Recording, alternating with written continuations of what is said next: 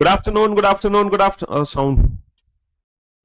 Good afternoon, good afternoon, good afternoon. A very good afternoon to all. Recorded class है ये, बिल्कुल जी हाँ, सही कहा आपने, रिकॉर्डेड क्लास है। और 15 अगस्त 1947 को जैसे ही हमें आज़ादी मिली थी, सबसे पहले मैंने ये क्लास रिकॉर्ड करी थी कि ये क्लास चलाऊंगा मैं 28 नवंबर 2024 को एसएससी प्रथम बैच में। हाँ, very good afternoon to all. हाँ जी, तो मेरे दोस्तों, मेरे भाइयों, मेरे जिगर के टुकड़ों, हम लोग पढ़ रहे हैं अल्फाबेटिकल सीरीज चैप्टर। और अल्फाबेटिकल सीरीज चैप्टर को पढ़ने का एक अल्टीमेट फायदा हमें मिलेगा जब हम कोडिंग डिकोडिंग चैप्टर बनाएंगे। कोडिंग डिकोडिंग चैप्टर जब बनाएंगे, वहां पर फायदा हमें क्या मिलेगा?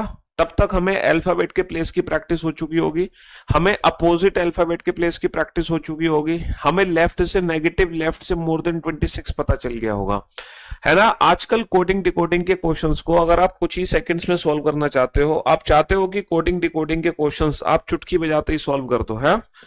अगर आप चाह रहे हैं कोडिंग डिकोडिंग के क्वेश्चंस चुटकी बजाते ही सॉल्व कर दो, तो कितनी चीजें हमें परफेक्टली पता होनी चाहिए कोडिंग डिकोडिंग के लिए।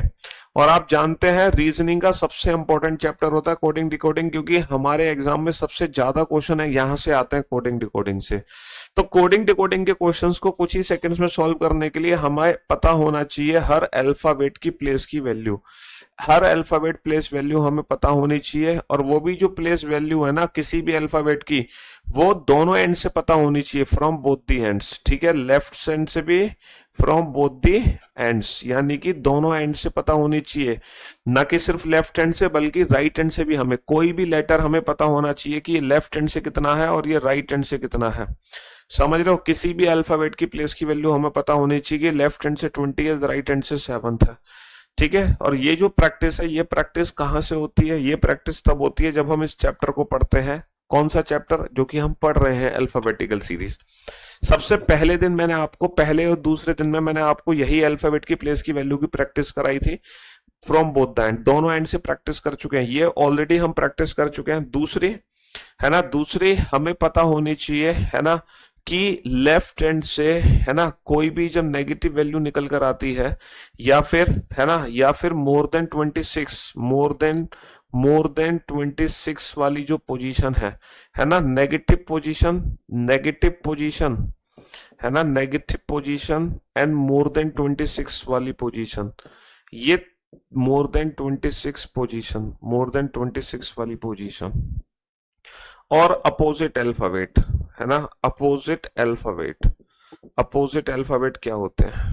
Opposite alphabet. तो कोडिंग डिकोडिंग के चैप्टर को कुछ ही सेकंड्स में बनाने के लिए, है ना, कोडिंग डिकोडिंग के क्वेश्चंस को कुछ ही सेकंड्स में बनाने के लिए, है ना, ये सारी चीजें हमें पता होनी चाहिए। Negative position, more than 26 position, और अपोजिट अल्फाबेट, अल्फाबेट की प्लेस की वैल्यू के साथ साथ। अगर आपको ये चीजें कंफर्म है, कंठस्थ है, अगर ये चीजें कंठस्थ है, तो कोडिंग डिकोडिंग का कोई भी क्वेश्चन आप चुटकी बजाते ही सॉल्व कर सकते हो। और अल्फाबेटिकल सीरीज जो चैप्टर मैं आपको पढ़ा रहा हूं, है ना, इस चैप्टर को पढ़ने के बाद सर यूट्यूब पे कितने दिन और क्लास फ्री रहेगी? मैंने बोला ना कि ये जो चैप्टर है अल्फाबेटिकल सीरीज, ये चैप्टर पूरा कराऊंगा मैं यूट्यूब चैनल पे, बिल्कुल। तो आज थर्सडे है और कल फ्राइडे इस चैप्टर का टेस्ट होगा, तो कल तक ये क्लास हमारे यूट्यूब चैनल पर फ्री रहेगी। मंडे से यूट्यूब चैनल पे कोई क्लास नहीं होगी, है ना, एसएससी प्रथम बैच की। मंडे से फिर हम वही अपने यूट्यूब चैनल पे पीवाईक्यू की प्रैक्टिस करेंगे और रेलवे की प्रैक्टिस करेंगे, जो कि हम कर ही रहे हैं। और रेलवे की प्रैक्टिस के साथ साथ पीवाईक्यू की प्रैक्टिस भी स्टार्ट हो जाएगी हमारे यूट्यूब चैनल पे, ठीक है।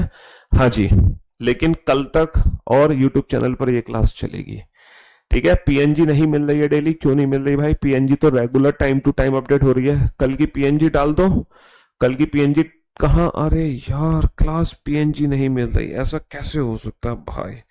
अगर क्लास पीएनजी नहीं मिल रही होगी तो बेटा बड़ी दिक्कत है, ऐसा कैसे नहीं मिल सकती क्लास पीएनजी आपको? हाँ, एप्लीकेशन पर नहीं है, अच्छा टेलीग्राम पे तो अपलोड हो गई थी, बट एप्लीकेशन पर नहीं है। लेट मी चेक, एक सेकंड चेक कर लेते हैं आपके बैच में क्लास पीएनजी क्यों नहीं अपलोड हुई। ऐसा वैसे हो नहीं सकता, क्योंकि क्लास पीएनजी जो है रेगुलर बेसिस पे अपलोड होती हैं। फिर भी हमारे टेक्निकल महोदय हैं, शादी का सीजन है आजकल, शादी अटेंड कर रहे होंगे, तो बेचारे शादियों के चक्कर में भूल गए होंगे। हाँ, शादियों का सीजन भी तो चल रहा है। क्यों भाई?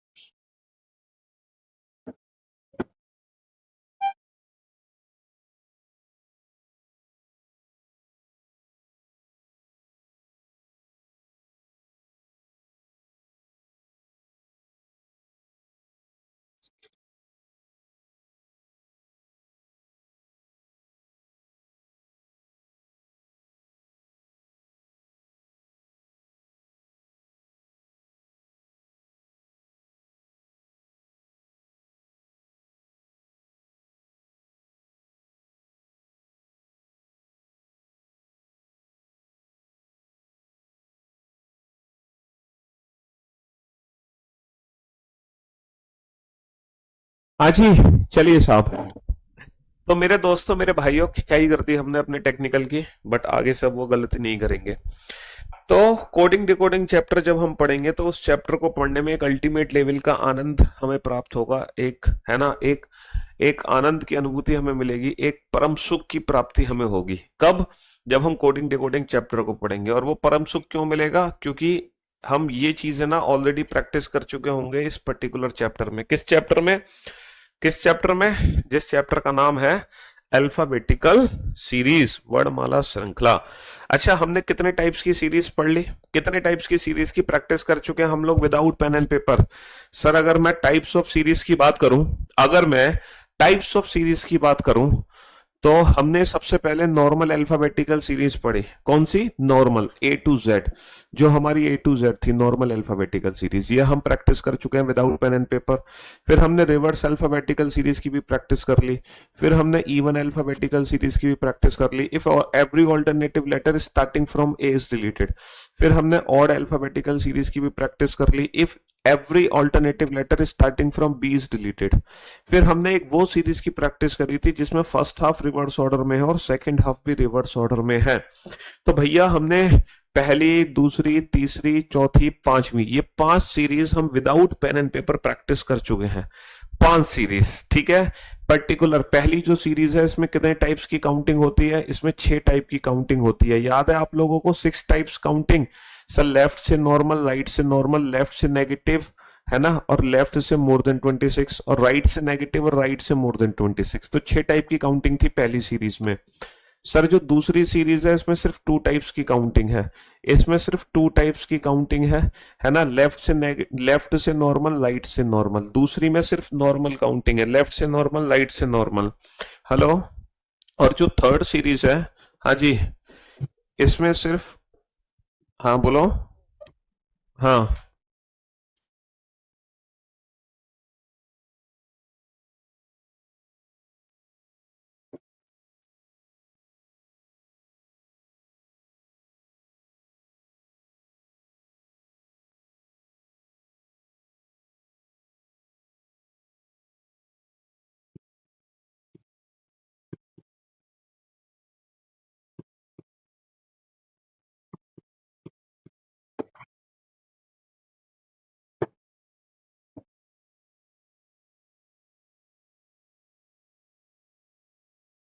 इस सबके पास, हाँ, टेक्निकल टीम के पास वही नहीं पहुंची, हमारी क्लास पीएनजी नहीं पहुंची, जबकि शेयर शेयर हो गई थी। चलो कोई बात नहीं।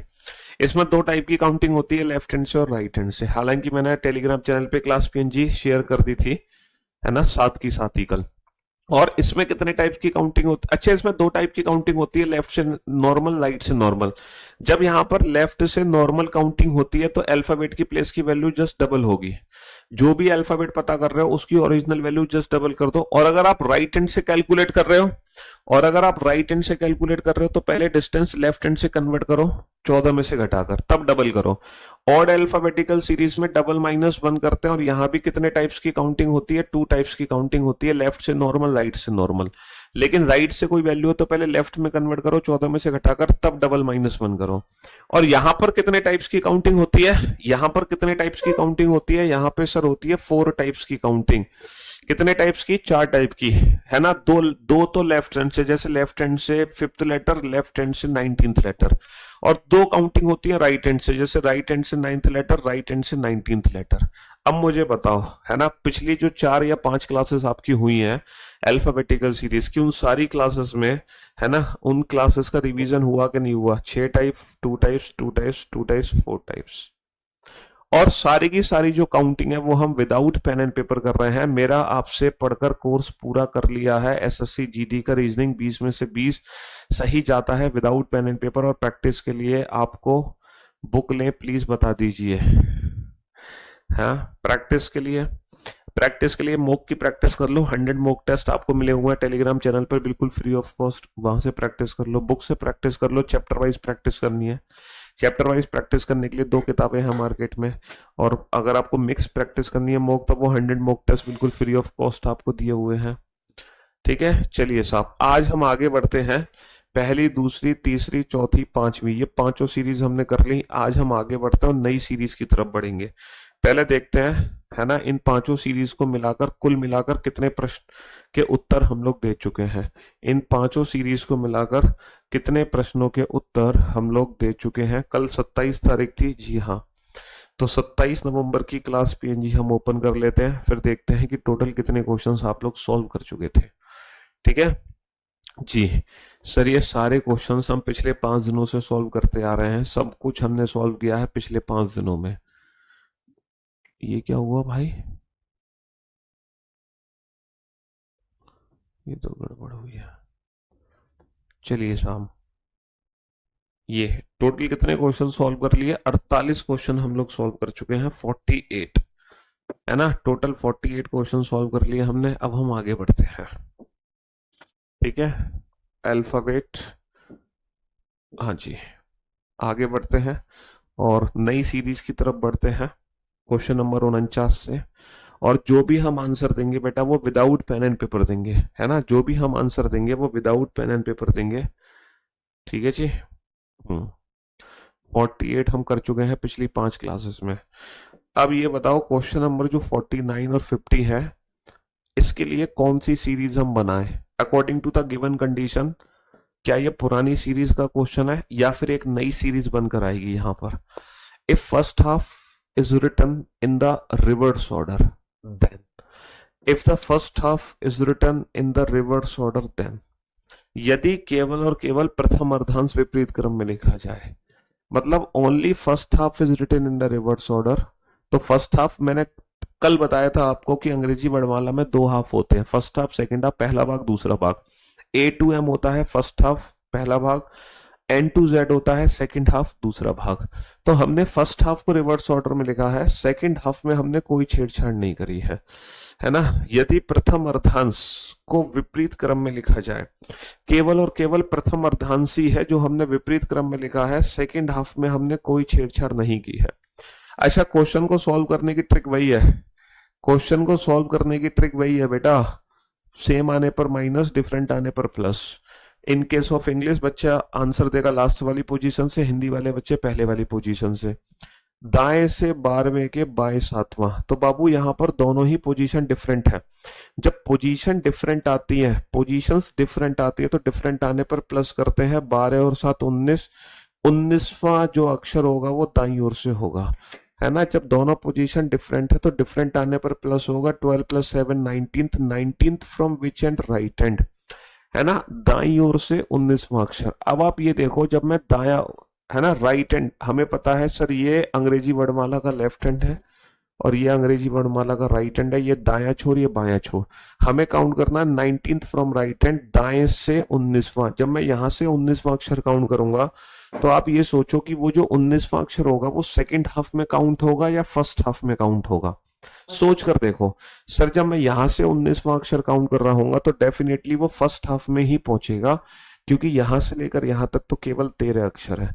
Z to N तो केवल और केवल कितने अक्षर है? 13 अक्षर है। तो कहने का मतलब है हमारी जो दूरी निकली वो A से वो कितनी निकली? 19 में से 13 कम कर दो 6। तो बेसिकली अंग्रेजी वर्णमाला का ये छठा अक्षर हो गया, और अंग्रेजी वर्णमाला का छठा अक्षर होता है F। हालांकि ये प्रैक्टिस, इसी टाइप की प्रैक्टिस बेटा कल की सीरीज में भी हुई थी ना, है ना। हाँ जी, चलिए अगले प्रश्न पे चलते हैं। कौन सा अक्षर दाएं से 16वें के बाएं 7वां होगा? यहाँ पे दोनों पोजीशन डिफरेंट डिफरेंट आने पर प्लस होगा। 16 और 7 23, 23वां अक्षर कहाँ से होगा? दाएं छोर से होगा। दोनों पोजीशन डिफरेंट डिफरेंट आने पर प्लस होगा। 16 plus 7 23, 23 from which and? 23 from right hand. 23 from right hand, right hand ये है। जब मैं यहाँ से 23वां अक्षर काउंट कर रहा हूँ तो डेफिनेटली वो जो 23वां अक्षर है वो फर्स्ट हाफ में ही काउंट होगा। तो 13 और 10 23। तो बेसिकली मेरा ए से 10वां अक्षर हो गया, और अंग्रेजी वर्णमाला का जो 10वां अक्षर होता है वो होता है जे। तो F and J is the right answer. Pen paper की आवश्यकता नहीं है, कोई सीरीज वीरीज लिखने की जरूरत नहीं है। विदाउट पेन एंड पेपर, बिना इस सीरीज को लेके हम सॉल्व कर सकते हैं, है ना। कल आप लोगों का बेटा लाइव टेस्ट चलेगा, है ना। कल आप लोगों का लाइव टेस्ट होगा, तो कल की क्लास को अटेंड करने के लिए तैयार होना।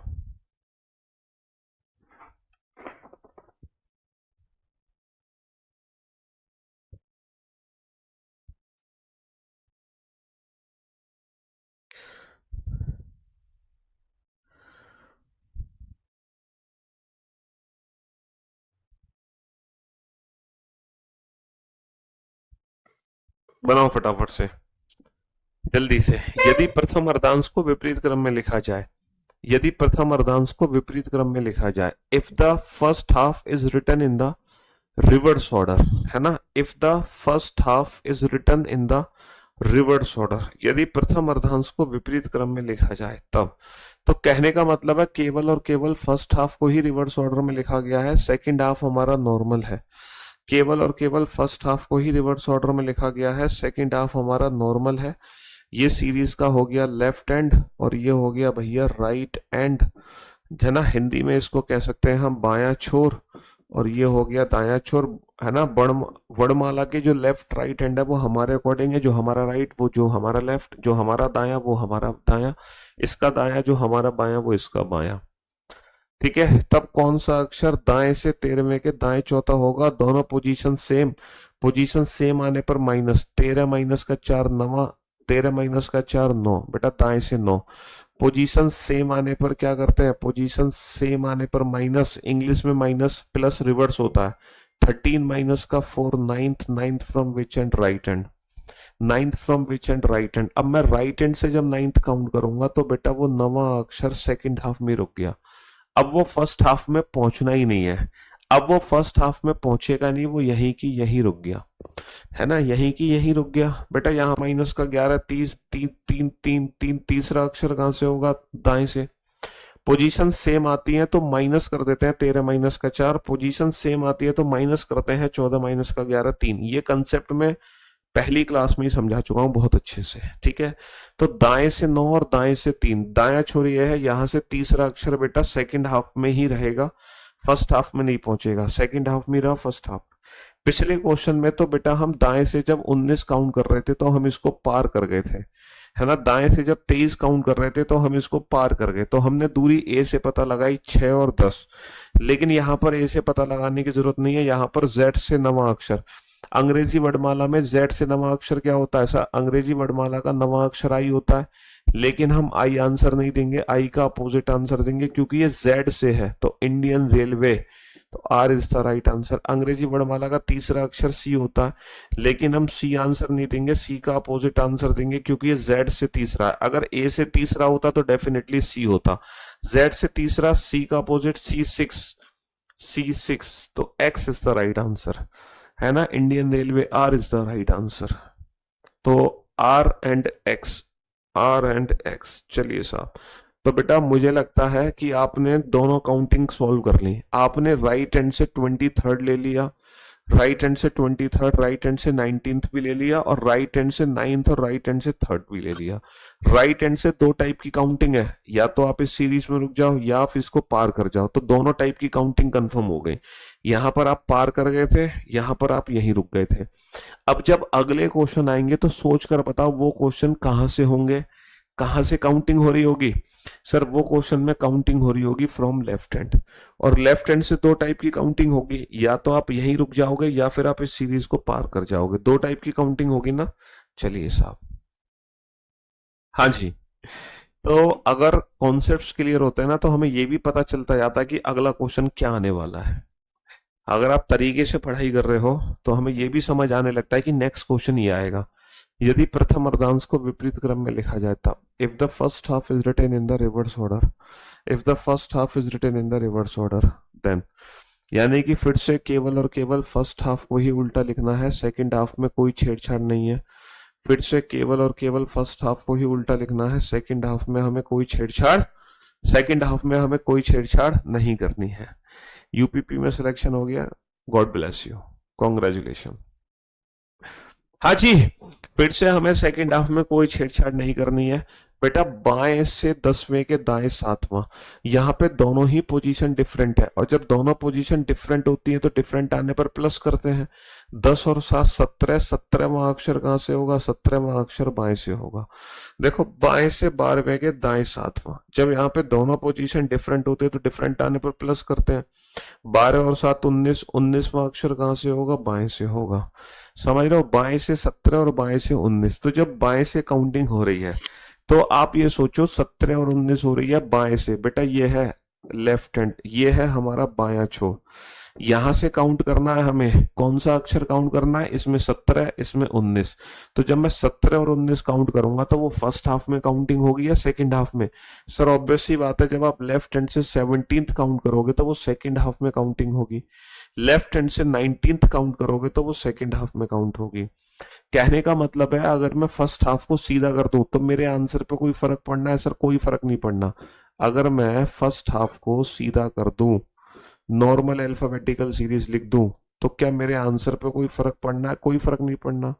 यानी कि ये जो क्वेश्चन है, नॉर्मल अल्फाबेटिकल सीरीज का 17वां क्वेश्चन है, नॉर्मल अल्फाबेटिकल सीरीज का 19वां क्वेश्चन है। ये तो नॉर्मल क्वेश्चन है 17 और 19, है ना? हाँ जी, नॉर्मल क्वेश्चन है। ये 17वां हो गया, ये 19वां हो गया, Q&S। ठीक है, हाँ जी, नॉर्मल क्वेश्चन हो गया, Q&S is the right answer. First half को सीधा कर दो, हमारे आंसर पे कोई फर्क नहीं पड़ता। अब आप बताओ, ये जो दोनों क्वेश्चन होंगे बेटा, ये काउंटिंग कहां से हो रही होगी? अब आप अनुमान लगाओ, ये दोनों क्वेश्चन में काउंटिंग किस हैंड से हो रही होगी? लेफ्ट हैंड से या राइट हैंड से? Sir definitely counting left hand से हो रही होगी। अच्छा, किस सीरीज में होगी लेफ्ट हैंड से, फर्स्ट में या सेकंड में? सर इन दोनों क्वेश्चन में लेफ्ट हैंड से काउंटिंग होगी, वो भी फर्स्ट सीरीज में, मतलब फर्स्ट हाफ में। राइट हैंड से तो दोनों कर ही ली ना अपने काउंटिंग, अब लेफ्ट हैंड की काउंटिंग ही तो बची थी। यदि प्रथम अर्धांश को विपरीत क्रम में लिखा जाए, है ना, यदि प्रथम अर्धांश को विपरीत क्रम में लिखा जाए, केवल और केवल फर्स्ट हाफ को ही रिवर्स ऑर्डर में लिखना है, सेकेंड हाफ हमारा नॉर्मल है। केवल और केवल फर्स्ट हाफ को ही रिवर्स ऑर्डर में लिखना है, सेकेंड हाफ हमारा नॉर्मल है। ये हो गया हमारा लेफ्ट हैंड, ये हो गया हमारा राइट हैंड, ये हो गया हमारा बायां छोर, और ये हो गया हमारा जी दायां छोर। ठीक है, तो बाएं से 22वें के बाएं 13वां। देखो, पिछले वाले क्वेश्चन में क्या था? बायां दायां डिफरेंट, डिफरेंट आने पर प्लस, 10 और 7 17। लेकिन इस क्वेश्चन में क्या है? बायां बायां यानी कि सेम, सेम आने पर माइनस, 22 माइनस का 13, 22 माइनस का 13 होगा 9, और 9वां अक्षर कहां से होगा? बाएं से। ठीक है, बाएं से 14वें के बाएं 8वां, दोनों पोजीशन सेम, सेम आने पर माइनस, 14 माइनस का 8 6, छठा अक्षर कहां से होगा? बाएं से। तो बाएं से 9वां और बाएं से छठा, भैया 9th from left hand, 6 from left hand. इसका मतलब ये है 9th और 6 बेटा कहां होगा? फर्स्ट हाफ में रह जाएगा। 9th भी यहां रह गया और 6 भी यहां रह गया। याद करो बेटा कल के क्वेश्चंस, कल के क्वेश्चंस याद करो। ये वाला क्वेश्चन कैसे डील करोगे? सर इसकी डिस्टेंस हम ए से पता लगा लेंगे, इसकी डिस्टेंस हम ए से पता लगा लेंगे। कैसे पता लगाओगे? सर टोटल यहां से यहां तक 13 लेटर है, तो 14 में से घटाकर 14 माइनस का 9 5, तो अंग्रेजी वर्णमाला का 5वां अक्षर है, डेट इज ई। 14 माइनस का 6 8, अंग्रेजी वर्णमाला का 8वां अक्षर है, डेट इज एच। तो E and H is the right answer, E and H is the right answer. तो मैं उम्मीद करता हूं कि इस सीरीज की चारों टाइप की काउंटिंग कंफर्म कर दी आपने। ये जो सीरीज है जिसमें, है ना, कल हमने क्वेश्चन किया था बेटा, फर्स्ट हाफ रिवर्स ऑर्डर में था, सेकंड हाफ भी रिवर्स ऑर्डर में था, है ना। तो इसमें 4 टाइप की काउंटिंग थी, लेफ्ट हैंड से 3rd, लेफ्ट हैंड से 23rd, और राइट हैंड से थर्ड और राइट हैंड से 23rd। यही चार टाइप की काउंटिंग बेटा इस वाली सीरीज में भी है। ये तो पहली सीरीज में है। दूसरी सीरीज में जिसमें फर्स्ट हाफ नॉर्मल है, sorry first half reverse order में, सेकेंड हाफ नॉर्मल है। यही सेम चार टाइप की काउंटिंग इसमें भी बनती है, यही सेम चार टाइप की काउंटिंग यहां भी बनती है। ठीक है जी हाँ। और अब बताओ क्वेश्चन बेटा कौन सी सीरीज का आएगा? ये वाली सीरीज हो गई, ये वाली सीरीज हो गई। अब जो क्वेश्चन आएगा वो किस सीरीज से रिलेटेड होगा? लगाओ अनुमान। सर अब क्वेश्चन में फर्स्ट हाफ तो होगी नॉर्मल, अब हम उल्टा करेंगे केवल और केवल सेकंड हाफ को। अब जो हमारा क्वेश्चन बनेगा वो जिसमें फर्स्ट हाफ नॉर्मल होगी, केवल और केवल उल्टा करेंगे सेकंड हाफ को। और इसमें भी कितने टाइप के क्वेश्चन बनेंगे? चार टाइप के क्वेश्चन बनेंगे, है ना। इसमें भी दो काउंटिंग होंगी लेफ्ट हैंड से और दो काउंटिंग होंगी हमारी राइट हैंड से। इसमें भी चार टाइप के क्वेश्चन बनेंगे। चलिए साहब, तो प्रश्न आपके सामने है। If the second half is written in the reverse order, है ना, if the second half is written in the reverse order, यदि द्वितीय अर्धांश को विपरीत क्रम में लिखा जाए, केवल और केवल सेकेंड हाफ को ही रिवर्स ऑर्डर में लिखना है, फर्स्ट हाफ को रिवर्स ऑर्डर में नहीं लिखना। केवल और केवल सेकेंड हाफ को ही रिवर्स ऑर्डर में लिखना है, फर्स्ट हाफ को रिवर्स ऑर्डर में नहीं लिखना, है ना। केवल और केवल सेकेंड हाफ को ही रिवर्स ऑर्डर में लिखना है।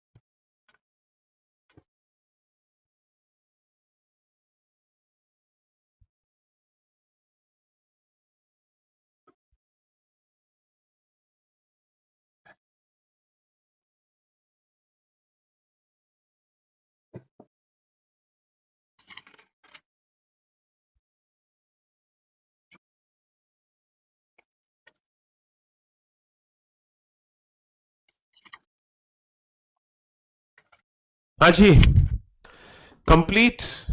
यदि द्वितीय अर्धांश को विपरीत क्रम में लिखा जाए, केवल और केवल सेकंड हाफ को रिवर्स ऑर्डर में लिखा, फर्स्ट हाफ में कोई छेड़छाड़ नहीं है। बाएं से 14वें के बाएं 10वां, है ना, 10 to the left of 14 from the left hand, दोनों पोजीशन सेम सेम आने पर माइनस 14 माइनस का 4, 14 माइनस का 10th 4, fourth from which and left hand. बेटा दोनों पोजीशन सेम सेम आने पर माइनस 14 माइनस का 10 4, चौथा अक्षर कहां से होगा? बाएं से। बाएं से 15वें के बाएं छठा, दोनों पोजीशन सेम सेम आने पर माइनस 15 माइनस का 6 9, नवा अक्षर कहां से होगा? बाएं से। तो बाएं से 4 और बाएं से 9, बेटा बाएं से 4 और बाएं से 9, ये फर्स्ट हाफ में रह गया, ये फर्स्ट हाफ में ही रह गया। और ये तो नॉर्मली क्वेश्चन है यार, ये तो नॉर्मल अल्फाबेटिकल सीरीज का नॉर्मल सा क्वेश्चन है। चौथा अक्षर डी होता है और नवा अक्षर आई होता है, चौथा अक्षर डी होता है, नवा अक्षर आई होता है। अब बताओ अगले जो दो क्वेश्चन आएंगे, अगले जो दो क्वेश्चन आएंगे उसमें हम लेफ्ट हैंड से काउंटिंग कर रहे होंगे, लेकिन जब हम लेफ्ट हैंड से काउंटिंग करेंगे नेक्स्ट टू क्वेश्चंस में, तो क्या वो फर्स्ट हाफ में ही काउंट होंगे? नहीं सर।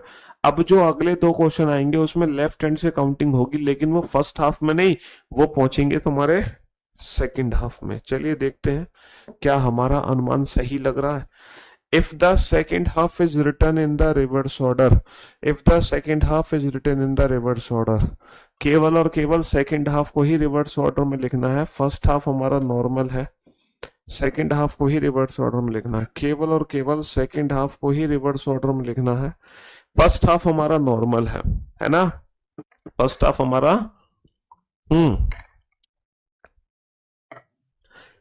फर्स्ट हाफ हमारा नॉर्मल है, केवल और केवल सेकंड हाफ को ही रिवर्स ऑर्डर में लिखना है। बाएं से 10वें के दाएं 5वां, दोनों पोजीशन क्या है? डिफरेंट। जब दोनों पोजीशन एक जैसी होती हैं तो हम माइनस कर देते हैं, 14 माइनस का 10 4।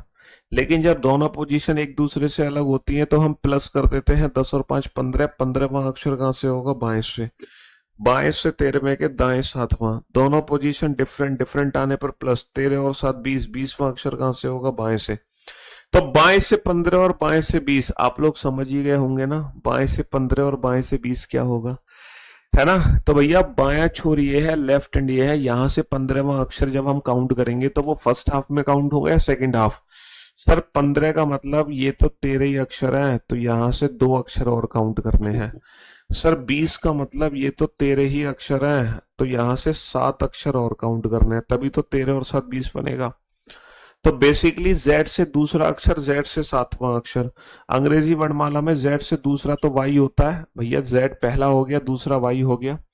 लेकिन Z से 7वां कैसे कैलकुलेट करेंगे, अंग्रेजी वर्णमाला का 7वां अक्षर होता है G7। लेकिन हम आंसर देंगे G का उल्टा, क्यों, क्योंकि ये Z से 7th है। अगर ये A से 7वां होता तो डेफिनेटली G होता, लेकिन अब होगा G का उल्टा GT रोड। G का उल्टा GT रोड, यानी कि पीछे से जो 7वां अक्षर होता है, Z से जो 7वां अक्षर होता है अंग्रेजी वर्णमाला में, वो क्या होता है, T। तो YT is the right answer, YT is the right answer. तो मेरे दोस्तों इस सीरीज में दोनों टाइप की काउंटिंग हो गई, मतलब लेफ्ट हैंड से दोनों टाइप की काउंटिंग हो गई, लेफ्ट हैंड से 4th भी हो गई और लेफ्ट हैंड से 15th भी हो गई, लेफ्ट हैंड से 9th हो गई, लेफ्ट हैंड से 20th हो गई। तो दो ही टाइप की काउंटिंग बनती है। अब जो अगले 2 क्वेश्चन होंगे उसमें काउंटिंग बेटा कहां से हो रही होगी, अगले 2 प्रश्न में काउंटिंग हो रही होगी राइट हैंड से बाबू, है ना। If the second half is written in the reverse order, यदि द्वितीय अर्धांश को विपरीत क्रम में लिखा जाए, केवल और केवल फर्स्ट हाफ हमारा नॉर्मल है, सेकेंड हाफ को ही उल्टा लिख दो, है ना। फर्स्ट हाफ हमारा नॉर्मल है, सेकेंड हाफ को ही उल्टा लिख दो। ये हमारा क्या हो गया अंग्रेजी वर्णमाला का लेफ्ट हैंड, ये हो गया राइट हैंड, ये हो गया बाबू बायां छोर और ये हो गया बाबू दायां छोर।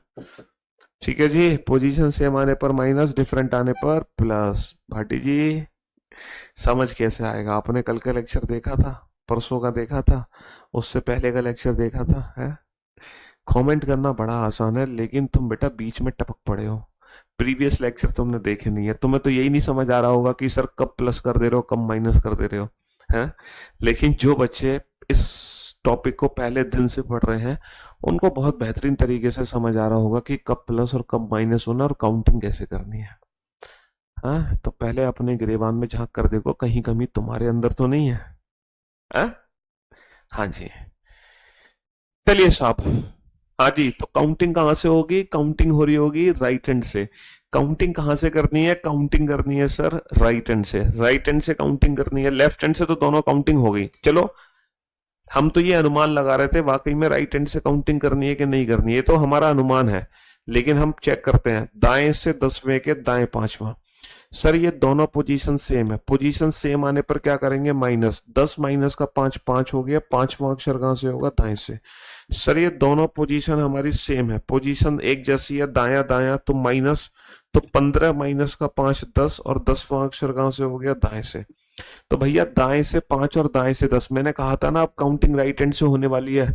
तो दाएं से 5 तो बेटा वो सेकंड हाफ में रुक गया, और दाएं से 10 वो भी सेकंड हाफ में रुक गया, फर्स्ट हाफ तक पहुंच ही नहीं पाएगा। याद करो कल का लेक्चर, याद करो कल का लेक्चर भैया, कल का लेक्चर याद करो, ये क्वेश्चन कैसे डील होगा। एन से 5वां और एन से 10वां, कल क्या समझाया था मैंने, एन से 5वां कैसे डील होता है, ए से दूरी कैलकुलेट करो, ए से कितना दूर है, सर ए से एम 13, 13 और 5 18, एक्चुअल में अंग्रेजी वर्णमाला का 18वां अक्षर हो गया। सर ये ए से कितना दूर है, ए से एम 13, 13 और 10 23, एक्चुअल में अंग्रेजी वर्णमाला का 23वां अक्षर हो गया। तो R W is the right answer, है ना, R W is the right answer. बहुत बढ़िया, बेहतरीन जॉब। अब तुम बताओ कि इस सीरीज में हमने लेफ्ट हैंड से दोनों टाइप की काउंटिंग कर ली और राइट हैंड से हमने ये वाली काउंटिंग कर ली, तो अगले जो 2 क्वेश्चन आएंगे आपके सामने, अगले जो नेक्स्ट 2 क्वेश्चंस जो होंगे उसमें काउंटिंग बेटा किस हैंड से हो रही होगी, सर नेक्स्ट 2 क्वेश्चंस में काउंटिंग राइट हैंड से हो रही होगी। लेकिन वो जो राइट हैंड से काउंटिंग होगी बेटा वो किस सीरीज में होगी, फर्स्ट हाफ में, सेकेंड हाफ में, सर फर्स्ट हाफ में पहुंचेंगे। अब हम पहुंचेंगे फर्स्ट हाफ में, क्योंकि सेकेंड हाफ की तो कर चुके हैं काउंटिंग, अब राइट हैंड से हम फर्स्ट हाफ में पहुंचेंगे पक्का। चलो चेक कर लेते हैं। तो हमारे दिमाग में एक पिक्चर सेट होती आ रही है कि नहीं होती आ रही, तो बस किसी भी चैप्टर को पढ़ने के लिए ना वो पिक्चर सेट होना बहुत जरूरी है। वो पिक्चर सेट होना हमारे माइंड में बहुत जरूरी है ना। अगर वो पिक्चर सेट नहीं होगी तो कहानी नहीं बनेगी। तो वो पिक्चर सेट होना माइंड में बहुत जरूरी है। चलिए साहब, यदि द्वितीय अर्धांश को विपरीत क्रम में लिखा जाए, यदि द्वितीय अर्धांश को विपरीत क्रम में लिखा जाए, if the second half is written in the reverse order, केवल और केवल सेकेंड हाफ को ही रिवर्स ऑर्डर में लिखना है, फर्स्ट हाफ को नहीं। केवल और केवल सेकेंड हाफ को ही उल्टा लिखना है। If the second half is written in the reverse order, केवल और केवल। अब काउंटिंग हम राइट हैंड से कर रहे होंगे, राइट हैंड से काउंटिंग कहाँ पहुंचेगी? फर्स्ट हाफ में पहुंचेगी डेफिनेटली। भैया दाएं से 11वें के बाएं 5वां, यहाँ पे दोनों ही पोजीशन डिफरेंट है, डिफरेंट आने पर प्लस करते हैं, अलग अलग। देखो पिछले क्वेश्चन में क्या था, ये दोनों पोजीशन एक जैसी थी तो -10 माइनस का 5, और अगर दोनों पोजीशन डिफरेंट है तो प्लस 11 और 5 16। 16वां अक्षर कहां से होगा? दाएं छोर से। दाएं से 15वें के बाएं 8वां, तो बाबू दोनों पोजीशन डिफरेंट, डिफरेंट आने पर 15 और 8 23, प्लस 15 और 8 23। 23वां अक्षर कहां से? दाएं से। हमने कहा था ना कि दाएं छोर से काउंट करेंगे और हम फर्स्ट हाफ में पहुंचेंगे, दाएं से 16 और दाएं से 23। अच्छा, जब मैं दाईं ओर से 16 काउंट करूंगा तो इस क्वेश्चन को सॉल्व करने के कई मेथड है। ये क्वेश्चन कई तरीके से सॉल्व हो सकता है। अगर आपके बेसिक कॉन्सेप्ट्स क्लियर है तो आंसर देने के कई मेथड है। पहला मेथड क्या है? देखो पहला मेथड है ये कि आप इसकी दूरी ए से पता लगा लो। हम जानते हैं कि यहां से लेकर यहां तक टोटल 26 लेटर है, और जब रैंकिंग में पोजीशन इंटरचेंज होती है तो हमेशा एक ज्यादा में से घटाते हैं। तो 27 में से हम 16 घटाएंगे, 27 माइनस का 16, तो अंग्रेजी वर्णमाला का 11वां अक्षर हो गया किंग्स 11 पंजाब। तो आंसर आ गया के। ये तो देखो पहला मेथड इस क्वेश्चन को सॉल्व करने का। अब मैं आपको सेकंड मेथड पे ले चलता हूं। जैसे हम काउंट कर रहे हैं, दूसरा जो मेथड है इसका वो क्या है? सेकंड मेथड हम काउंट कर रहे हैं राइट हैंड से 16, है ना, राइट हैंड से 16। बाबू अगर मैं सेकंड हाफ को सीधा कर दूं, अगर मैं सेकंड हाफ को सीधा कर दूं तो क्या मेरे आंसर पे कोई फर्क पड़ना है? अगर मैं सेकंड हाफ को सीधा कर दूं तो क्या मेरे आंसर पर कोई फर्क पड़ना? कोई फर्क नहीं पड़ना। तो एक्चुअल में ये अंग्रेजी वर्णमाला का Z से 16वां अक्षर, 16वां अक्षर अंग्रेजी वर्णमाला में P होता है, O 15 P 16। लेकिन ये 16वां अक्षर P तब होता है जब मैं A से 16 काउंट करता। लेकिन अगर मैं Z से 16 काउंट कर रहा हूं तो P का उल्टा आंसर दूंगा, और P का उल्टा कानपुर, P का उल्टा कानपुर, यानी कि K is the right answer, है ना। अब मैं थर्ड मेथड पे ले चलता हूँ। तीसरा मेथड क्या है इसी क्वेश्चन को सॉल्व करने का? A2M और Z2N। हम काउंट कर रहे हैं दाईं ओर से 16। अगर मैं दाईं ओर से 16 काउंट कर रहा हूं तो बेटा इसकी दूरी M से कितनी है? सर N से Z हो गए 13 अक्षर, 13 के बाद कितने अक्षर और बचे? 3 और बचे। तो बेटा ये M से तीसरा अक्षर है, और जो M से तीसरा अक्षर है वो A से कितना दूर होगा? बेटा 13 अक्षर है तो एक ज्यादा में से घटाओ, 14 माइनस का 3, 14 माइनस का 3, 14 माइनस का 3 11, और A से 11वां अक्षर क्या होता है? के इज द राइट आंसर। आप कोई भी मेथड यूज कर सकते हो, पहला, दूसरा या तीसरा, है ना। ये सारे एक ही कॉन्सेप्ट्स को फॉलो करते हैं। बेसिक कॉन्सेप्ट है, अगर बेसिक कॉन्सेप्ट्स क्लियर है तो कहीं कोई दिक्कत नहीं आएगी, ना तो इस तरीके से आंसर देने में, ना इस तरीके से आंसर देने में, और ना ही इस मेथड से आंसर देने में, है ना। चलिए, तो बेटा दाएं से 23, तो अंग्रेजी वर्णमाला का Z से 23वां अक्षर हो गया, 23वां अक्षर होता है W, लेकिन ये W का उल्टा आंसर होगा क्योंकि Z से 23 है, W का उल्टा होता है ड्यू, यानी कि D is the right answer. W का उल्टा होता है ड्यू, यानी कि D is the right answer. D is the right answer. 16वां अक्षर होता है P, लेकिन हम P का उल्टा आंसर देंगे क्योंकि ये Z से है, Z से 16 कानपुर, तो K is the right answer, K is the right answer. हाँ जी, तो भैया नॉर्मल अल्फाबेटिकल सीरीज हो गई, रिवर्स अल्फाबेटिकल सीरीज हो गई, इवन अल्फाबेटिकल सीरीज हो गई, ऑड अल्फाबेटिकल सीरीज हो गई, है ना। First half second half reverse हो गया, ओनली फर्स्ट हाफ रिवर्स हो गया, ओनली सेकंड हाफ रिवर्स हो गया। तो हमने 7 टाइप्स की सीरीज की प्रैक्टिस कर ली विदाउट पेन एंड पेपर। अब जो अगली सीरीज आएगी वो 8th सीरीज है, 8वीं सीरीज है, और जो 8वीं सीरीज है उसको क्या बोलते हैं हम? ये बैंकिंग और क्या कहते हैं, रेलवे के एग्जाम में बहुत आती है, alpha numeric, alpha numeric, alpha numeric series. ये जो सीरीज है ना, ये रेलवे के एग्जाम में बहुत आती है, alpha numeric series.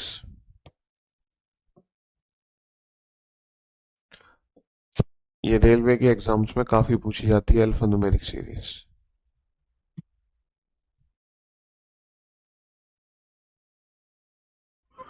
Alphanumeric series को हिंदी में बेटा यही बोलते हैं। अल्फा न्यूमेरिक की हिंदी यही बनती है, क्या करें। अल्फा न्यूमेरिक को अल्फा न्यूमेरिक श्रृंखला ही कहते हैं। ठीक है, ये कोई नया चैप्टर नहीं है, ये इसी अल्फाबेटिकल सीरीज चैप्टर का पार्ट है। ये जो अल्फाबेटिकल सीरीज चैप्टर हम पढ़ रहे हैं, है ना, जो अल्फाबेटिकल सीरीज चैप्टर पढ़ रहे हैं, ये इसी चैप्टर का पार्ट है। अल्फा न्यूमेरिक वर्ड का मतलब क्या होता है? जैसे हमने अभी तक जो पढ़ी वो अल्फाबेटिकल सीरीज पढ़ी, हमने अभी तक पढ़ी अल्फाबेटिकल सीरीज, लेकिन ये है अल्फा न्यूमेरिक श्रृंखला। बेसिकली अल्फा न्यूमेरिक श्रृंखला का प्रैक्टिकली मीनिंग क्या होता है? अल्फा न्यूमेरिक श्रृंखला, इसका प्रैक्टिकल मीनिंग क्या है? देखो, इसका प्रैक्टिकल मीनिंग मैं आपको बताता हूं। अल्फाबेटिकल सीरीज में केवल और केवल किस चीज का यूज होता है? अल्फाबेटिकल सीरीज में केवल और केवल अल्फाबेट का यूज होता है। एक ऐसी सीरीज जो ए टू जेड से मिलकर बनती है उसको बोलते हैं हम अंग्रेजी वर्णमाला। लेकिन अल्फा न्यूमेरिक वर्ड कहां से आया? अल्फा न्यूमेरिक वर्ड आया एक ऐसी सीरीज जिसके अंदर अल्फाबेट का तो यूज हो ही, जिसके अंदर अल्फाबेट का यूज हो, मींस अल्फाबेट बोले तो ए टू जेड, है ना, जिसको हम लेटर्स भी बोल सकते हैं। ठीक है ना, क्या बोल सकते हैं? लेटर्स हिंदी में कहते हैं, अंग्रेजी वर्णमाला या अक्षर का यूज हो जिसके अंदर, है ना। और अल्फाबेट के साथ साथ, अल्फाबेट के साथ साथ यहाँ पे नंबर्स या डिजिट्स का यूज होता है ना, नंबर्स या डिजिट्स का यूज होता है। नंबर्स या डिजिट जैसे कि 0 to 9, जिसको हम बोलते हैं संख्या या फिर अंक, इसको हम बोलते हैं संख्या या फिर अंक। प्लस प्लस यहाँ पे सिंबल्स का भी यूज होता है। सिंबल्स जिसको बोलते हैं हम symbols like dollar, @ hash, percentage, copyright, etcetera, these all are symbols. ठीक है, जिसको हिंदी में बोलते हैं प्रतीक या फिर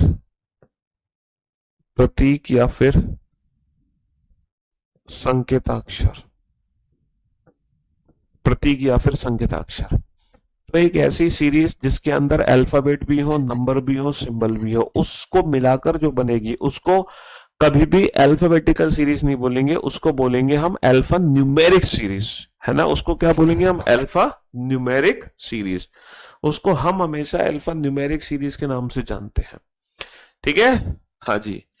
जो तूने झूठ बोल दिया मैंने आईडी, अरे क्या लग रहा है ये यूट्यूब पे तुम पढ़ रहे हो भाई? क्या कर रहे हो आपस में? है ओए, वो दीदी है, जीजा जी है, क्या लगा रखा है तुमने? दीदी जीजा है। अल्फाबेट, नंबर, सिंबल, ठीक है।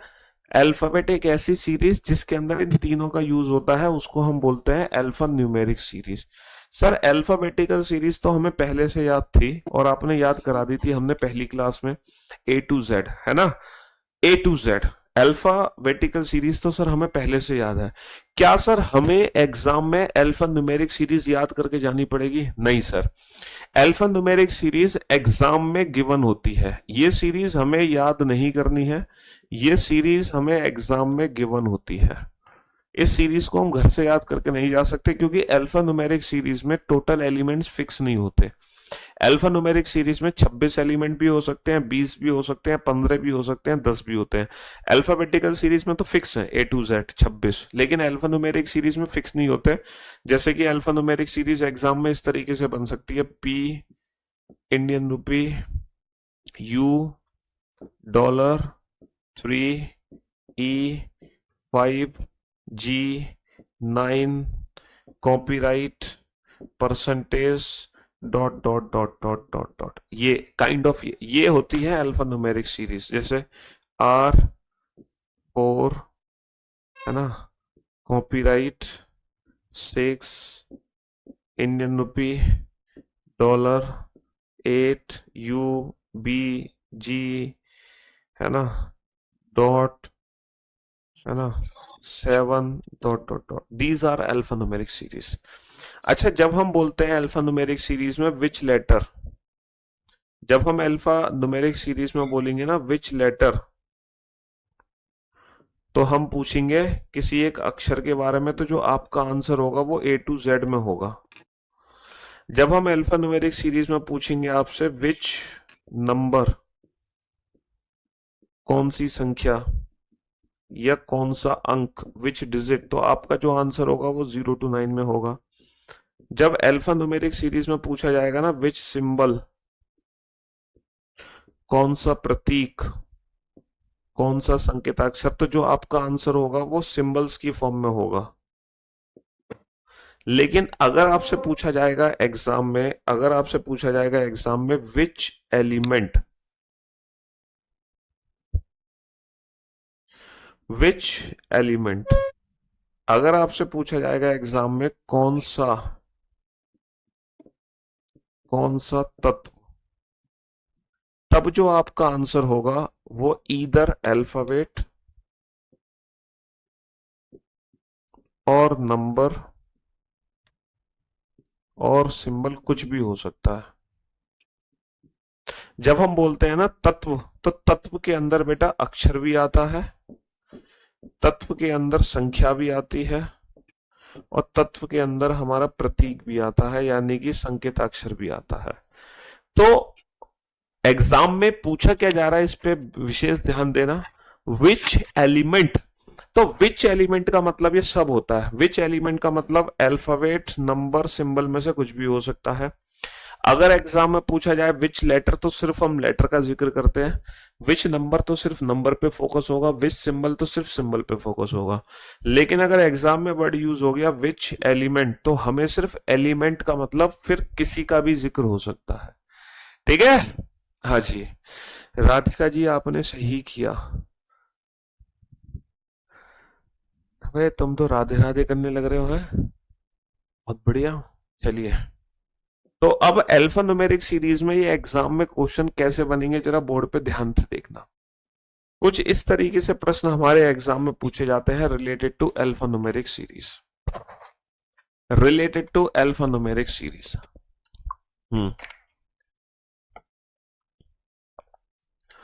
कम ऑन, यूट्यूब पे बंद हो जाएगी क्लास बेटा, यूट्यूब पे कल लास्ट डे है इस टॉपिक का। कल मैं आप लोगों का टेस्ट लूंगा रिगार्डिंग दिस चैप्टर, है ना, कल आप लोगों का टेस्ट होगा, और फिर टेस्ट होने के बाद आपकी जो क्लास है वो यूट्यूब पे बंद हो जाएगी। फिर परसों से सिर्फ और सिर्फ एप्लीकेशन पे क्लास चलेगी, है ना जी।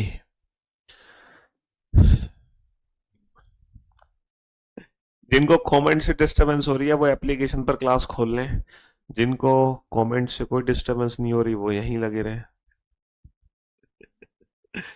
हाँ जी, एप्लीकेशन पर चैटिंग क्यों नहीं होती, अब आप समझ गए ना कि हम अपने करियर वाले एप्लीकेशन पर कमेंट सेक्शन ओपन क्यों नहीं रखते हैं लाइव क्लास में।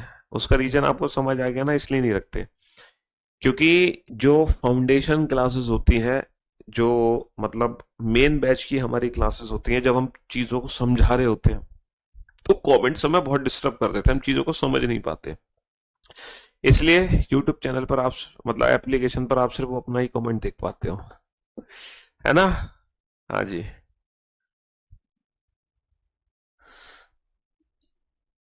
चलिए चलिए चलिए, इस श्रेणी से संबंधित निम्न 6 प्रश्नों को हल कीजिए। ये एक श्रेणी दी गई है, जैसे कि मैंने आपसे कहा हमारे एग्जाम में अल्फा न्यूमेरिक सीरीज दी जाएगी, पहले से घर से याद करके नहीं जानी है।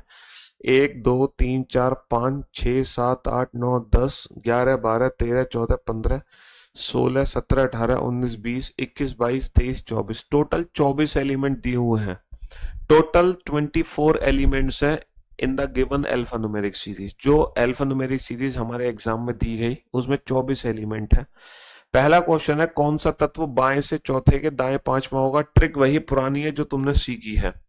बाएं से चौथे के दाएं पांचवा। बाबू जब दोनों पोजीशन डिफरेंट होती हैं तो डिफरेंट आने पर प्लस करते हैं, 4 और 5 9, और नवा तत्व कहां से होगा, बाएं से होगा। तो बाबू बाएं से नवा तत्व क्या होगा, 5 और 5 10, 10 से पहले 9, 10 से पहले 9, एट द रेट से पहले क्या आ गया, एट द रेट से पहले 5 आ गया। ट्रिक वही है जो हमने पहले से सीखी थी, कौन सा तत्व बाएं से 17वें के बाएं छठा होगा। बाबू यहाँ पे दोनों पोजीशन सेम, जब दोनों पोजीशन डिफरेंट हो तो नंबर्स को जोड़ दो, लेकिन जब दोनों पोजीशन सेम हो तो घटा दो। 17 माइनस का 6 11, 11वां तत्व कहां से होगा, बाएं छोर से होगा। तो बेटा 5 और 5 10, 10 के बाद क्या आएगा, 11 आएगा। एट द रेट के बाद में क्या है, कॉपीराइट, तो कॉपीराइट हो गया। अच्छा, which element is exactly between the fifth element from the left hand and fourth element from the right hand. बाएं से पांचवें और दाएं से चौथे तत्व के ठीक बीच का तत्व निकालो। अच्छा, अब इनके बीच का तत्व निकालना है। आपको याद होगा मिडवे का कंसेप्ट कैसे निकलता है, एवरेज से। अब हमें क्या निकालना है, एवरेज। लेकिन एवरेज तब निकलेगा जब दोनों पोजीशन सेम एंड से हो। तो दोनों पोजीशंस को बेटा किस एंड में कन्वर्ट कर लो, लेफ्ट हैंड में कन्वर्ट कर लो। तो जो पीछे से चौथा तत्व है वो आगे से कितना दूर होगा, जो पीछे से चौथा है वो आगे से कितना दूर होगा। भैया टोटल कितने एलिमेंट है, 5 10 15 20 और 4 24, टोटल 24 एलिमेंट है। तो 24 एलिमेंट में जब हम पोजीशन इंटरचेंज करते हैं तो हमेशा एक ज्यादा में से घटाएंगे। तो 25 में से घटाएंगे ना, 24 तो टोटल है, 25 माइनस का 4 21। तो जो पीछे से चौथा है वो 100% आगे से 21वां तत्व है। अगर आपको मेरी बात पे भरोसा नहीं है तो बेटा बेसिक मेथड से काउंटिंग करो, बेसिक मेथड यूज करो। पहले पीछे से चौथा, पहला दूसरा तीसरा चौथा, ये है पीछे से चौथा तत्व। जरा देखना ये आगे से कितना है, 5 10 15 20 और एक 21। जी हाँ भाई और बहनों, जो पीछे से चौथा तत्व है वही तत्व बेटा आगे से 5 10 15 20 और एक 21वां बना है। क्योंकि पोजीशन इंटरचेंज करने का कंसेप्ट है कि हमेशा एक ज्यादा में से घटेगा। 24 एलिमेंट है तो 25 में से घटा दिया। अब जब दोनों पोजीशन हमारी सेम एंड से हो गई तो बीच का अक्षर निकालने के लिए एवरेज निकाल दो। 5 और 21 26, 26 बटा दो 13। तो बेटा बाएं से 13वां तत्व आ गया। 5 और 5 10, 11 12 13, और 13वां तत्व क्या है, 13वां तत्व है H। तो अल्फा न्यूमेरिक सीरीज से ये जो 3 क्वेश्चन पूछे गए हैं, ये तीनों के तीनों वो क्वेश्चन थे जिसकी प्रैक्टिस हमने अभी तक 64 क्वेश्चन में करी थी। पिछले 64 क्वेश्चन में हमने यही तो प्रैक्टिस करी और किया है। लेकिन रेलवे के एग्जाम्स में इसी अल्फा न्यूमेरिक सीरीज से रिलेटेड कुछ डिफरेंट क्वेश्चन भी पूछे जाते हैं। और वो कौन से क्वेश्चंस पूछे जाते हैं, चलिए उन पर डिस्कस करते हैं। ये 3 क्वेश्चन है जो रेलवे के एग्जाम में अक्सर पूछे जाते हैं रिगार्डिंग अल्फा न्यूमेरिक सीरीज। ये 3 थोड़े से डिफरेंट क्वेश्चन है रिगार्डिंग अल्फा न्यूमेरिक सीरीज। चलिए आपको मैं एक मौका देता हूं इन तीनों क्वेश्चन को पढ़ने का, है ना। कम ऑन, जल्दी से। ये पेपर में सीरीज बेटा लिख कर आएगी, घर से याद करके ना, चिंता मत करो बेटा, तुम्हें घर से याद करने की जरूरत नहीं है सीरीज को। अल्फाबेटिकल सीरीज एग्जाम में नहीं दी जाती है, लेकिन अल्फा न्यूमेरिक सीरीज हमारे एग्जाम में गिवन होती है। अल्फाबेटिकल सीरीज नहीं होती, अल्फा न्यूमेरिक सीरीज एग्जाम में गिवन होती है। कम ऑन, मिडवे वाला नहीं हो रहा। मिडवे वाले में क्या दिक्कत है बेटा, जब बीच का तत्व निकालना होता है ना तो दोनों पोजीशन को सेम एंड में कन्वर्ट करो। आगे से 5वां तो आगे से 5वां है, जो पीछे से चौथा तत्व है वो आगे से कितना है, 21। जो पीछे से चौथा है यही तत्व आगे से कितनी दूरी पर है, 5 और 5 10 और 5 15 और 5 20 और एक 21वीं दूरी पर है। तो आगे से 5वां और आगे से 21वें तत्व के बीच का तत्व क्या होगा, बीच का निकालने के लिए एवरेज निकालते हैं। 5 और 21 26, 26 बटा दो 13। तो बेटा 13वां तत्व आ गया आगे से, यानी कि लेफ्ट हैंड से। 5 और 5 10, 11 12 13 H। तो बीच के अक्षर के लिए क्या करना, कुछ नहीं करना, एवरेज निकाल दो बस। Find the odd one out. बेटा इनमें से एक ऐसा ग्रुप है जो बाकी चारों ग्रुप से डिफरेंट है। यहाँ पे 5 ग्रुप दिए हुए हैं, इन 5 ग्रुप में से 4 ग्रुप एक जैसे हैं, एक ग्रुप डिफरेंट है। 4 ग्रुप एक जैसे हैं, 4 ग्रुप एक जैसे हैं, एक ऐसा ग्रुप है जो बिल्कुल अलग है। अब हमें कैसे आइडेंटिफाई करना है कि कौन सा ग्रुप सबसे अलग है। ये मत चेक करना कि यहाँ पे लेटर है, यहाँ पे सिंबल नहीं है, या यहाँ पे लेटर नहीं है, यहाँ पे तीनों चीजें हैं, यहाँ पे तीनों नहीं है। ये वाला मेथड यूज मत करना। कि सर ये सबसे अलग है क्योंकि इसमें ना तीनों चीजें हैं, नंबर भी है, अल्फाबेट भी है, सिंबल भी है। सर बाकी किसी भी ऑप्शन में तीनों चीज हमें मिल नहीं पा रही हैं, तो इस मेथड को अप्लाई मत करना, क्योंकि जो ऑड वन आउट होगा ना वो ऊपर दी गई सीरीज के आधार पे होगा। जो सीरीज दी गई है ना उसके आधार पे ऑड वन आउट करना है। हमें सीरीज में इनकी पोजीशन चेक करनी है, उसके आधार पर उसके आधार पर हम ऑड वन आउट करेंगे। 2B3, सर 2B3 हमने देखा ये तीनों एक साथ है। $4 है सर, $4 हैज भी एक साथ है। 6 कॉपीराइट एच, 6 कॉपीराइट एच भी एक साथ है। J%Q भी एक साथ है। U9Z भी एक साथ है। सर ये तो दी गई अल्फान्यूमेरिक सीरीज में सारे के सारे एक साथ हैं, अब कैसे अलग छांटे? लेकिन सर एक चीज है, पता है क्या? 2 के बाद में पहले लेफ्ट वाला लिखा है फिर राइट वाला। देखो 2 के बाद में पहले लेफ्ट फिर राइट। सर 4 के बाद में पहले लेफ्ट वाला लिखा है फिर राइट वाला। सर 6 के बाद में पहले लेफ्ट फिर राइट। लेकिन बाबू ये जो जे है, जे के बाद में पहले लेफ्ट नहीं लिखा, पहले राइट लिखा है फिर लेफ्ट लिखा है। ये गड़बड़ हो गई। देखो यू के बाद में पहले लेफ्ट फिर राइट, यू से पहले लेफ्ट फिर यू का राइट वाला। तो ऑप्शन डी को छोड़कर बाकी सारे ग्रुप एक जैसे हैं, left right left right left right. लेकिन ऑप्शन डी एक ऐसा ऑप्शन है, पहले जे के राइट वाला एलिमेंट लिख दिया फिर लेफ्ट वाला, जबकि हर बार पहले लेफ्ट वाला एलिमेंट है, 2 के फिर राइट वाला एलिमेंट, फिर लेफ्ट फिर right, left right left right. तो ऊपर दी गई सीरीज के हिसाब से लॉजिक लगाना, इंडिविजुअल कोई लॉजिक नहीं लगाना, इंडिविजुअल कोई लॉजिक नहीं लगाना अपने मन से, है ना। चलिए ऐसे how many symbols are there, है ना, ऐसे कितने संकेताक्षर हैं। तो बेटा हमें खुद सिंबल्स काउंटिंग करनी पड़ेगी। बताओ, टोटल सिंबल्स काउंट करने पड़ेंगे, लेकिन दी गई कंडीशन के हिसाब से, which are followed by a digit and preceded by a letter. मैं फॉलोड और प्रिसीडेड का कंसेप्ट समझा दूं कि हमारी जो नॉर्मल सीरीज होती है ABCDEFG, यानी कि कोई भी अगर हम पंक्ति की बात करते हैं, रो की हम बात करें, ये हमारी पंक्ति है, पंक्ति, ठीक है, ये है डी। तो पंक्ति में आगे पीछे का कंसेप्ट क्या होता है, लेफ्ट राइट का कंसेप्ट क्या होता है। जैसे ये लेफ्ट हैंड हो गया पंक्ति का, ये हमारा राइट हैंड हो गया, हमारे अकॉर्डिंग हो गया, जो हमारा लेफ्ट वो इसका लेफ्ट, जो हमारा राइट वो इसका लेफ्ट। अगर मैं कहूं डी के आगे क्या है, तो बेटा डी के आगे क्या है, डी के आगे सी है। ये जो पोजीशन होती है ना, ये आगे वाली पोजीशन होती है टुवर्ड्स लेफ्ट हैंड साइड, है ना। जो बाई तरफ वाली पोजीशन है, बाई तरफ वाली पोजीशन है वो आगे जाएगी टुवर्ड्स लेफ्ट। और पीछे डी के पीछे क्या है, डी के पीछे ई है, टुवर्ड्स राइट साइड वाली पोजीशन, यानी कि दाई तरफ वाली पोजीशन हमारी पीछे की तरफ जाएगी। ये दाया, ये बाया, ये पीछे, ये आगे। प्रीसीडेड, प्रीसीडेड हो गया आगे या पहले, फॉलोड, फॉलोड हो गया, फॉलोड हो गया पीछे या बाद में। तो हमेशा याद रखना, रैंकिंग में प्रीसीडेड फॉलोड का मीनिंग क्या है, आगे पीछे का मीनिंग क्या है, पहले बाद में का मीनिंग क्या है। तो रैंकिंग में ये वाला कंसेप्ट यूज होता है, ठीक है। रो की रैंकिंग हो या कॉलम की रैंकिंग हो, कॉलम की रैंकिंग में भी सेम कंसेप्ट यूज होता है। जैसे कॉलम की रैंकिंग है ना, जैसे डी है, तो डी से जो पहले है वो सी आएगा, और डी के जो बाद में है वो ई आएगा, ठीक है। ये डी के आगे होगा और ये डी के, ई जो है डी के पीछे होगा। तो कॉलम रैंकिंग में भी यही करते हैं, ये हमारा टॉप एंड हो गया, ये हमारा बॉटम एंड हो गया,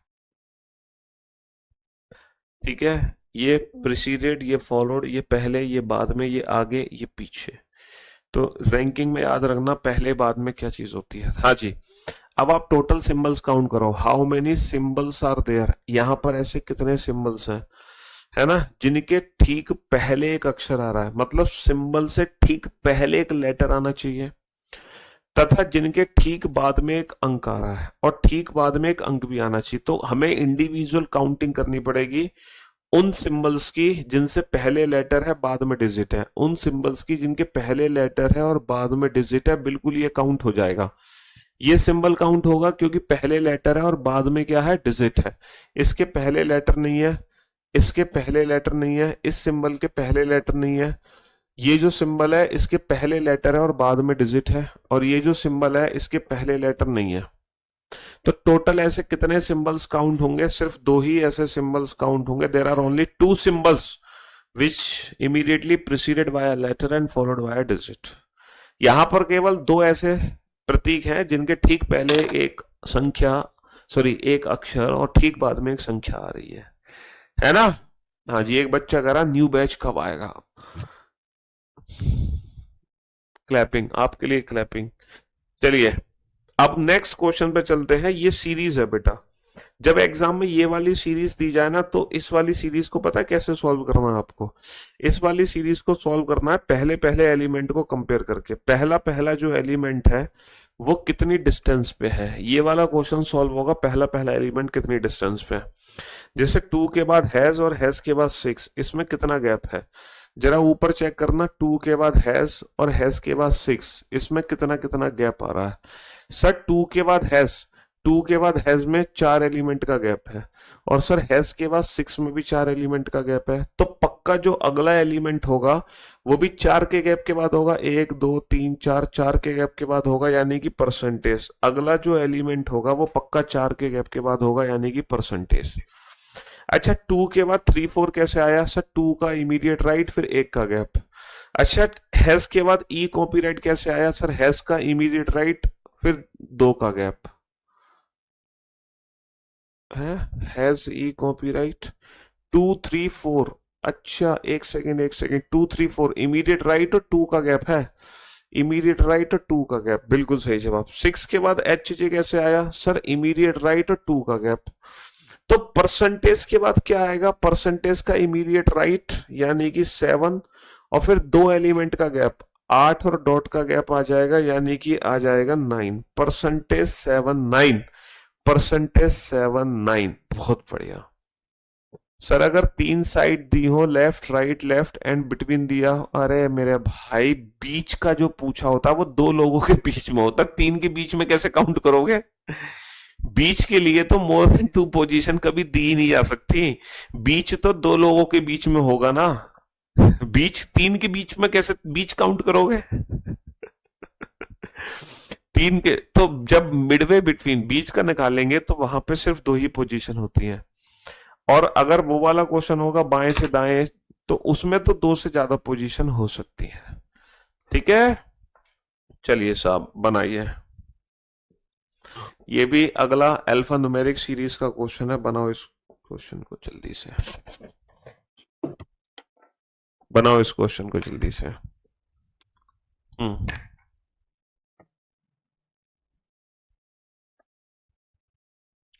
कम ऑन,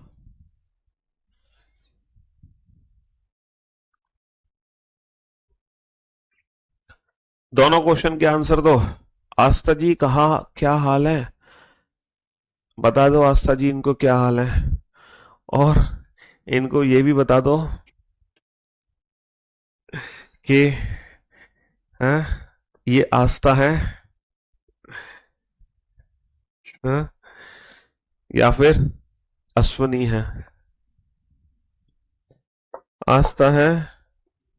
हाँ बेटा, यूट्यूब पे तुम नाम से जेंडर डिफाइन कर रहे हो, तुम्हें पता ही नहीं है यूट्यूब का झोल क्या है, तुम्हें पता ही नहीं है यूट्यूब की काली सच्चाई क्या है। हैं? क्यों भाई, यूट्यूब का काला सच क्या है तुम जानते हो? नाम से जेंडर डिफाइन कर रहे हो, ये तुम्हारी बहुत बड़ी भूल है। हाँ जी, तो आस्था दीदी है या दीदा है, दीदी है या चीजा है, वो तो तुम्हें बाद में पता चलेगा। Which element will be 7th to the right of 8th from the left hand? कौन सा तत्व बाएं से 8वें के दाएं 7वां होगा? कौन सा तत्व बाएं से 8वें के दाएं 7वां होगा? तो मेरे दोस्तों मेरे भाइयों, दोनों पोजीशन डिफरेंट आने पर प्लस 8 और 7 15, 15वां तत्व हो गया बाएं से, बहुत बढ़िया। 15वां तत्व हो गया बाएं से, बहुत बढ़िया। तो 1 2 3 4 5 6 7 8 9 10 11 12 13 14 15 16 17 18 19 20 21 22 23 24 25, इस बार टोटल 25 एलिमेंट है। 15वां तत्व क्या है? परसेंटेज। तो percentage is the right answer. दोनों डिफरेंट डिफरेंट आने पर प्लस कर दिया। सर कौन सा तत्व बाएं से तीसरे और दाएं से तीसरे के ठीक बीच में होगा? बेटा बीच का तत्व निकालना है, बीच का तत्व निकालना है, बाएं से तीसरे और दाएं से तीसरे। बीच का तत्व तब निकलता है जब दोनों का एवरेज निकले। एवरेज तब निकलेगा जब दोनों पोजीशन सेम एंड से हो। तो दोनों को सेम एंड में कन्वर्ट कर दो। तो जो पीछे से तीसरा है वो आगे से कितना है?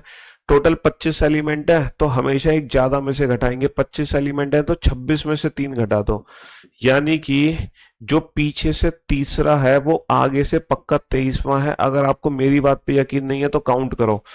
पीछे से तीसरा क्या है? टी। जरा टी की पोजीशन आगे से काउंट करना, टी की पोजीशन आगे से काउंट करना। 5 और 5 10 और 5 15 और 5 20, 20 के बाद 21 22 23।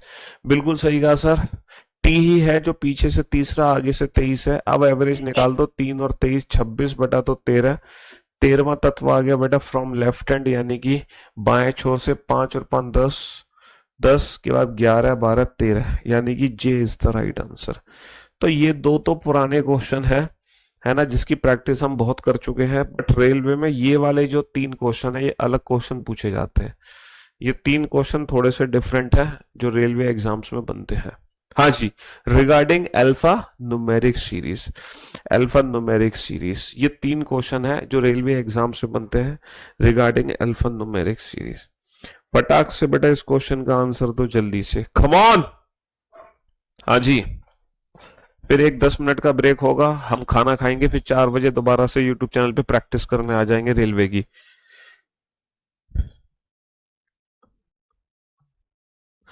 लगा दो खाना फटाफट, है ना। चलिए साहब, तो find the odd one out. बेटा यहाँ पर ऑड छाटना है ऊपर वाली पोजीशन के हिसाब से। 3 4 सी तीनों एक साथ हैं, 5 6 कॉपीराइट तीनों एक साथ हैं, J7I तीनों एक साथ हैं, डॉलर जेड स्टार ये तीनों एक साथ हैं, 8 9 हैज ये तीनों एक साथ हैं। मेरे भाई सिर्फ मुझे लग रहा है कि यहाँ पर जो है ना 5 6 कॉपीराइट ये तीनों लगातार बढ़ रहे हैं, 5 6 कॉपीराइट। बाकी सब में क्या हो रहा है? राइट लेफ्ट, ऐसे 3 4 सी, 3 का राइट फिर लेफ्ट, है ना। J7I, जे का राइट फिर लेफ्ट, यानी कि 5 6 कॉपीराइट ये तीनों लगातार एक साथ बढ़ रहे हैं, बाकी सब राइट लेफ्ट में जा रहा है। अगले प्रश्न की तरफ बढ़ते हैं। सर 3 5 F और 7 इसमें क्या रिलेशन है? सर 3 यहां पे है, 5 यहां पे है, F यहां पे है, 7 यहां पे। अब तुम ये मत कहना कि सर अगर मान लो 7 अल्फा न्यूमेरिक सीरीज में एक से ज्यादा जगह पर है तो फिर ये क्वेश्चन पूछा नहीं जाएगा, अगर 7 एक से ज्यादा जगह पर है ना। हाँ जी,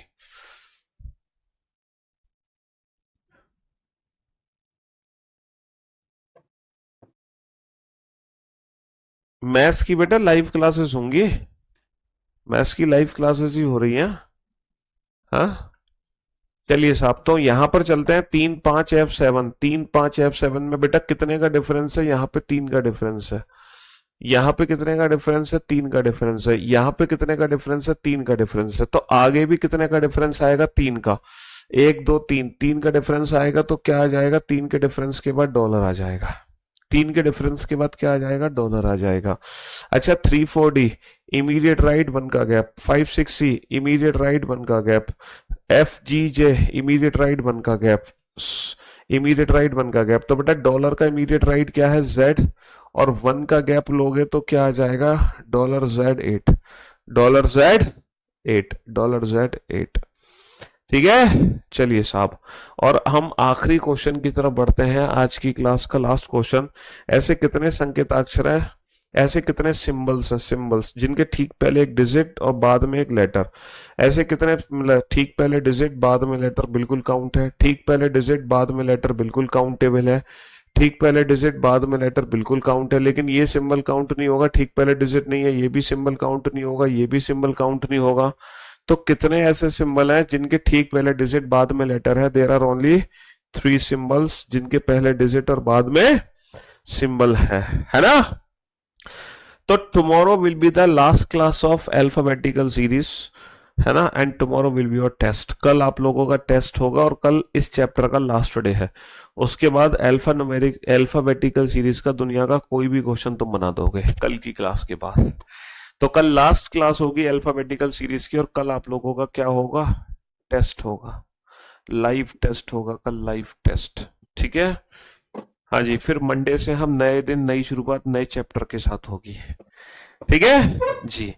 और अब कोडिंग डिकोडिंग चैप्टर जब आप पढ़ोगे तो एक अल्टीमेट लेवल का मजा आपको आएगा, ठीक है। चलिए, love you guys, love you all, goodbye, thank you so much.